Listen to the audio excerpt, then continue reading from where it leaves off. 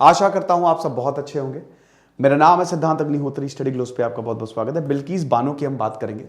चलिए आगे बढ़ते हैं। शानदार कोर्स हमने आपके लिए बनाया है, मेमोरी मैजिक। इसमें हमने सारे कोर्सेज को, जो कि पॉलिटी का, क्यूब रूट्स का, ज्योग्राफी का, हिस्ट्री का, सब कंबाइन कर दिया। हमने कैसी टेक्निक बताई है जिसमें आपके प्रतीक सर हैं, और ये मेमोरी यानी कि दिमाग में ये सारी चीजें डाल देंगे और आप कभी भूलेंगे नहीं। ठीक है, ज्योग्राफी का कंटेंट हो गया, हिस्ट्री का कंटेंट हो गया, इस टेक्निक से आपके राइट ब्रेन में ये इनबिल्ट हो जाएगा। तो ये कैसे, आप कोर्स को अवेल करिए। तो हम बात करेंगे दोस्तों बिल्किस बानो केस की। सुप्रीम कोर्ट ने रिव्यू पिटीशन को डिसमिस कर दिया है। ध्यान से समझिएगा, मैं एक एक चीज आपको क्लियर कर दूंगा। सुप्रीम कोर्ट ने रिव्यू पिटीशन को डिसमिस कर दिया, filed by the 2002 post Godhra riot survivor Bilkis Bano. देखिए 2002 में गोधरा कांड हुआ, दंगे हुए, मैंने पूरा इसको कवर किया है। क्यों हुए? कार सेवक आ रहे थे, ट्रेन में आग लगा दी गई, उसके बाद दंगे हो गए और फरवरी 27-28 फरवरी को बहुत ही खतरनाक लेवल के पे दंगे हुए और उसके बाद चीजें फिर स्टेबलाइज हुई। अब यहां पे एक केस सामने आया, बिल्किस बानो केस 2002 पोस्ट गोधरा रियॉट्स। अब हुआ क्या कि बिल्किस बानो अपने परिवार के साथ, अपने परिवार के 17 लोगों के साथ वो गांव चली गई। उनको यह डर था कि कहीं ऐसा ना हो कि मुझ पे भी हमला हो जाए। 3 मार्च उनका जो गांव था, छप्परवाड़ा क्या नाम था उनका गांव था, वहां पे वो छुपी हुई थी।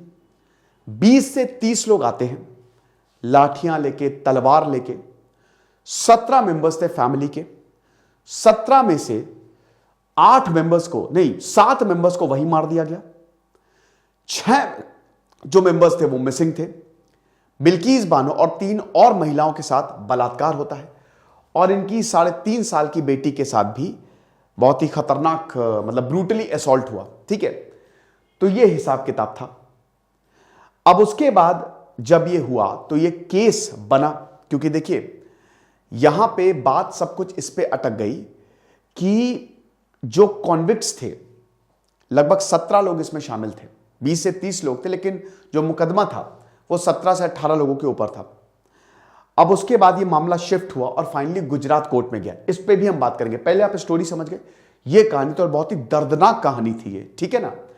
तो अब क्या हुआ कि एक रिव्यू पिटीशन डाली गई। अच्छा एक काम करते हैं, मैं इस पे बाद में आऊंगा, हम स्टेप बाय स्टेप चलते हैं ताकि आपको चीजें समझ में आ जाए। ये कहानी ये हुआ 2002 में। अब जब जैसे ही ये हुआ तो हम ये देखते हैं, जब ये हुआ तो फिर कोर्ट में मामला गया। मामला कोर्ट में जाएगा ही जाएगा। अब इसमें राधे श्याम भगवान दास शाह, एक इसमें कॉन्विक्ट जो थे, वो कॉन्विक्ट जो था वो ये भी था। आगे देखते हैं।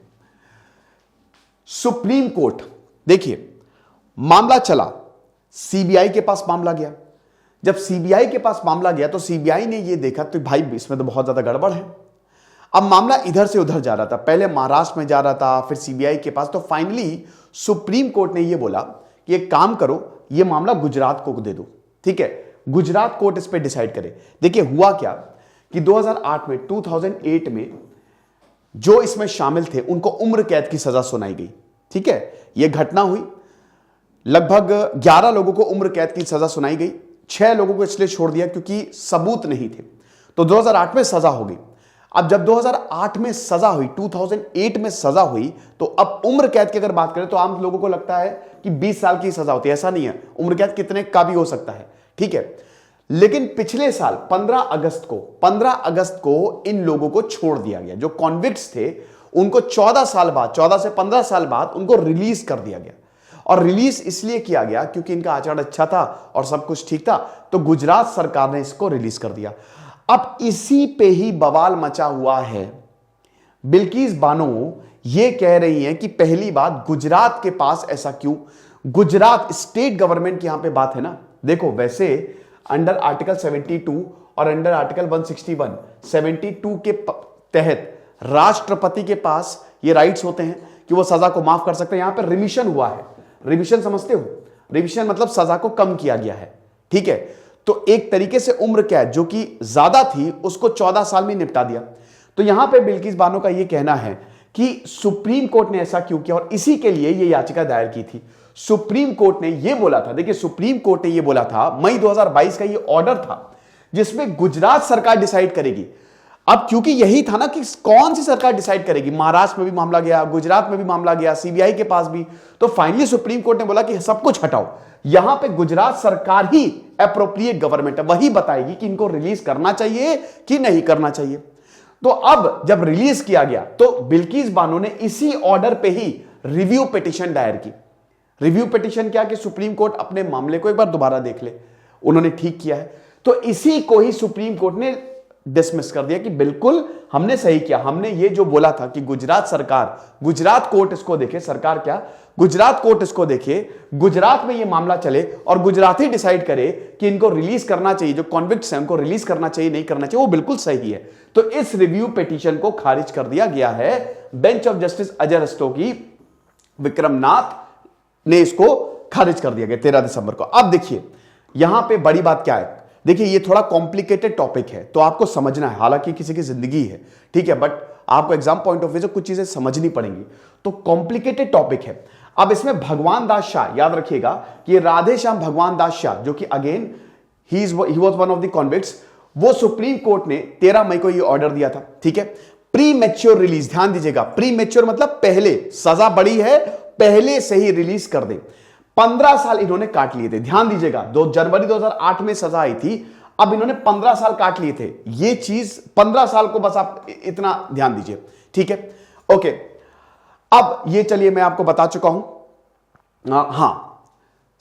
यहां पे एक गुजरात की पॉलिसी आई थी, ठीक है, इनकी 1992 की रेमिशन पॉलिसी है, रेमिशन पॉलिसी, ठीक है, छोड़ने की पॉलिसी।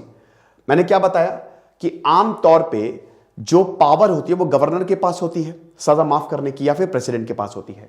स्टेट गवर्नमेंट के पास भी पावर होती है, बशर्ते 14 साल आप जेल में बिता लो। तो गुजरात की रिविजन पॉलिसी में यह था कि अगर किसी ने 15 साल जेल में काट लिए हैं तो गुजरात जो है वो उसकी सजा को माफ कर सकता है। 2014 में 2014 में नहीं 2012 में सुप्रीम कोर्ट ने इसको थोड़ा इनवैलिड किया कि ये गलत है, लेकिन इसी पॉलिसी का हवाला देते हुए 1992 रेमिशन पॉलिसी का हवाला देते हुए गुजरात ने बोला कि हम इनको रिलीज कर रहे हैं। तो बिल्किस बानो ने बोला कि ये तो गलत है भाई, प्ली में ये भी था ना कि ये तो गलत है। तो अब बात यहां पे फंस गई कि क्योंकि सुप्रीम कोर्ट में तो अभी ये मामला अटका है। भाई क्या हुआ कि 2012 में 2012 में 1992 की रेमिशन पॉलिसी, मैं फिर से बता रहा हूं, हो सकता है कंफ्यूजिंग हो रहा हो, लेकिन ध्यान दीजिए कि यहां पे जो पॉलिसी थी, देखिए कॉन्विक्ट्स को रिहा किया गया, कॉन्विक्ट्स रिहा हुए। अब कॉन्विक्ट्स रिहा हुए 1992 की रेमिशन पॉलिसी के हिसाब से, है ना, लेकिन इसको तो 2008 में सुप्रीम कोर्ट ने ऑलरेडी बोला कि कुछ गड़बड़ है इसमें, 2012 में, सॉरी 2012 में। तो 2014 में गुजरात सरकार नई रेमिशन पॉलिसी लेके आई। तो अब यहां पे बात यह थी कि इस पॉलिसी के हिसाब से जो उसकी सुप्रीम कोर्ट ने ऑलरेडी, तो ये कैसे हो रहा है, इसको रिलीज कैसे किया जा रहा है, यहीं पे ये बोला गया कि देखिए गुजरात ने ये यहां पे ये बोला कि ये जो केस है ना ये 2002 का है, ये पहले का केस है। तो उस समय ये पॉलिसी लागू थी, उस समय ये पॉलिसी लागू थी ना, तो इसीलिए हमने इनको छोड़ दिया है। The ruling relied on the supreme court 2010 decision in state of Haryana versus Jagdish, where it had said, ध्यान दीजिएगा, the applicant for grant of premature release will have to be considered on the basis of the policy which stood on the date of the conviction। और date of the conviction क्या थी? 2008, समझ रहे हो? तो ये हिसाब किताब है। Accordingly held that policy with which the petitioner has to be governed applicable in the state of Gujarat on the date conviction indeed is the one dated 9th July 1992। Okay? In a review petition, Banu said that convict on whose plea Supreme Court had given the May 13 order had not made her party। एक और यहां पे बिल्किस बानो ने यह भी बोला कि एक बात बताओ, ये मुझे बताया ही नहीं गया, जो यहां पे प्ली डाली गई, ठीक है, मई में ऑर्डर आया सुप्रीम कोर्ट का, प्ली डाल दी गई, मुझे पार्टी ही उसमें नहीं बनाया गया, मुझे पता ही नहीं कि ऐसी कोई प्ली डाली गई है, ठीक है ना।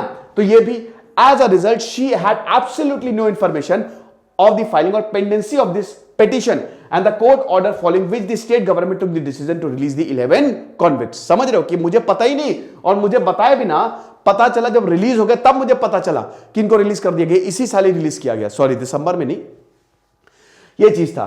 Contending that Gujarat government decision to release them early suffers from non-application of the mind. She said convicts had withheld relevant facts and aspects of vital importance from the Supreme Court, including the nature of the crime and her name, जो मैंने आपको बताया।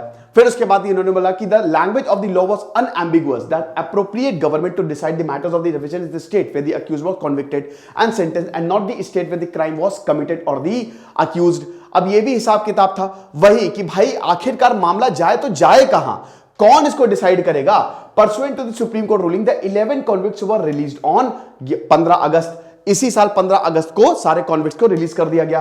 फिर उसके बाद जब release किया गया, भाई देखो सारा मैटर तो अपनी जगह, लेकिन यहां पे कॉन्विक्ट्स को रिलीज कर दिया गया पहले, तब यहां पे मूड खराब होता है। और उसके बाद फिर सुप्रीम कोर्ट में 2 पिटीशन डाली जाती हैं, एक सीपीआईएम लीडर द्वारा, सुभाषिनी अली जर्नलिस्ट, रेवती लॉल और एकेडमिशियन रूपरेखा वर्मा, और एक और टीएमसी एमपी महुआ मोहित्र जो कि अपने बयान को लेकर बहुत ज्यादा चर्चा में रहती हैं, तो इनके द्वारा 2 और पिटीशन डाली जाती है। अब यही बोला है कि रेमिशन जो है it was granted by the state.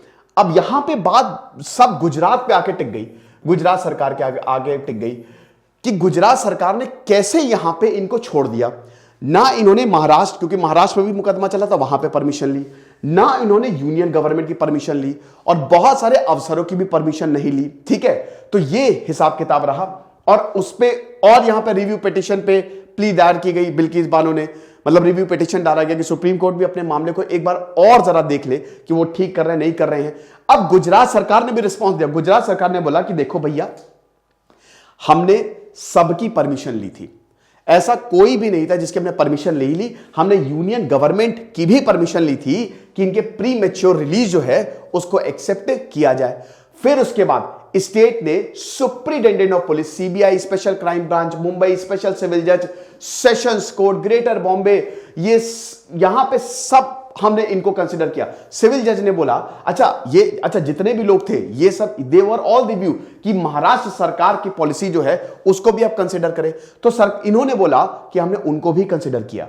The state said that it has considered the opinion of 7 authorities. हमने 7 लोगों के ओपिनियन को कंसीडर किया, जिसमें IG inspector general of prison Gujarat, jail superintendent, jail advisory committee, district magistrate, police superintendent CBI, special branch Mumbai, session court Mumbai. हमने अपने decision से पहले इन सबको कंसीडर किया और उसके बाद ये फैसला लिया है। उसके बाद फिर रिट पिटीशन डाली गई, ये अलग चल रहा है। ये रिट अब ये 25 दिसंबर के बाद इसकी सुनवाई होगी।